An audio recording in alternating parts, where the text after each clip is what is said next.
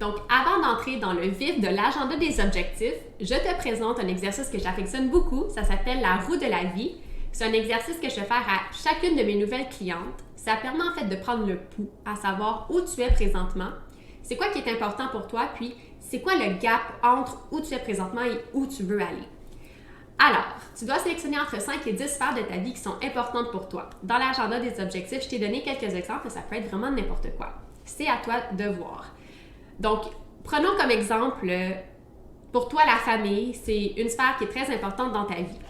Alors, ce que tu vas devoir faire, c'est venir écrire, exemple, famille, et venir déterminer à quel point tu es satisfaite de cette sphère-là dans ta vie présentement.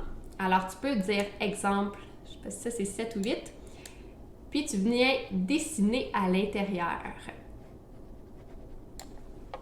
Après, tu peux dire, par exemple, finances, et tu fais le même exercice, à quel point tu es satisfaite de cette sphère-là de ta vie. Tu peux être, disons, moins satisfaite, tu viens le dessiner.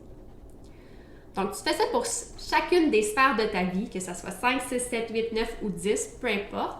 Et une fois que tu as terminé l'exercice, je te demande en fait de réfléchir à si cette roue-là est sur ton véhicule, puis que tu roules sur l'autoroute. Est-ce que ça va bien rouler? Est-ce que le chemin va être smooth ou est-ce que le chemin va être bumpy parce que ta roue, elle est croche? Dans la vie, quand on veut aller à toute allure, quand on veut avancer vite sur plein d'objectifs, c'est important d'avoir une certaine stabilité puis d'être en équilibre dans les sphères de nos vies. Alors, quand je te fais faire cet exercice-là, c'est pour t'amener à réfléchir, c'est où les plus gros gaps?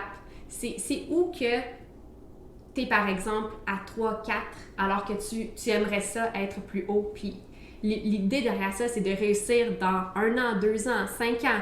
Il n'y a pas de date limite à ça. On est toujours en train de s'améliorer, mais c'est de venir par une roue droite qui n'est pas trop caboteuse. Puis une fois qu'on va avoir trouvé un équilibre, bien là, on va pouvoir venir grandir de plus en plus la roue. Donc, par exemple, on réussit à trouver un équilibre.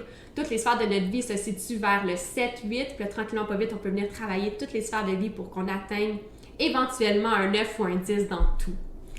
Donc, voilà l'exercice de la roue de la vie que je voulais vous présenter. J'espère que ça va vous parler.